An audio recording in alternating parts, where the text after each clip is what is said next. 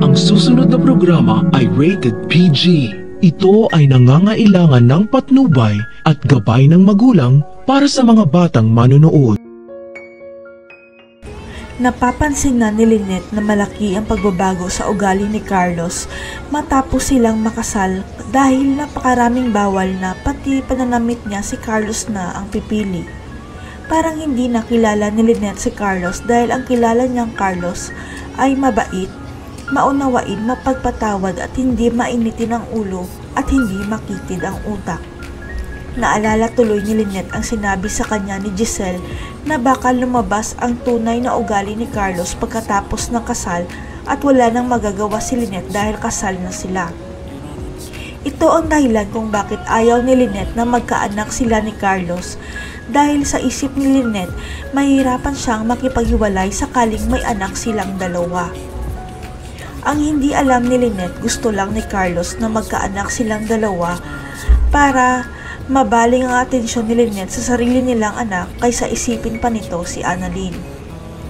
Mainit kasi ang dugo ni Carlos kay Annalyn dahil para sa kanya, sagaba lang ito sa buhay nila ni Lynette kaya gagawin niya lahat para hindi tumira si Annalyn sa bahay niya. Napansin ito ng mga kaibigan ni Carlos na hindi dumalo si Annalyn sa dinner kaya proud sila sa kaibigan nila dahil napalayas nito ang asungot sa pamamahay niya.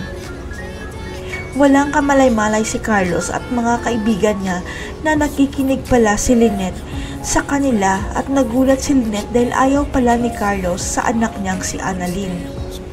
Nanlumo si Lynette dahil natuklasan niyang nagpapanggap lang pala si Carlos na gusto niyang tumira si Annalyn sa bahay nila pero ang totoo wala siyang planong patirahin ito. Klaro na ngayon kay Lynette ang lahat na si Carlos pala ang salarin kaya sumabog ang aircon ni Annalyn sa kwarto niya at wala palang balak si Carlos na ipaayos ito. Nagtanong pa naman si Lynette kay Carlos kung kailan niya aayusin ang kwarto ni Annalyn dahil siya na lang ang tatawag para mapadali ang pag-ayos ng kwarto ni Annalyn. Abot langit ang pagsisisi ni Lynette kung bakit nagpakasal pa siya kay Carlos dahil tama pala ang sinabi ni Annalyn na makitid ang utak ni Carlos at nagpapanggap lang na mabait. Susundin ni Lynette ang sinabi ni Katie dahil kukumprontahin niya si Carlos at sasabihin narinig ko ang lahat ng usapan niyo Carlos, ayaw mo pala sa anak kong si Annalyn. Dito na kaya magsisimula ang pisikal na pananakit ni Carlos kay Lynette.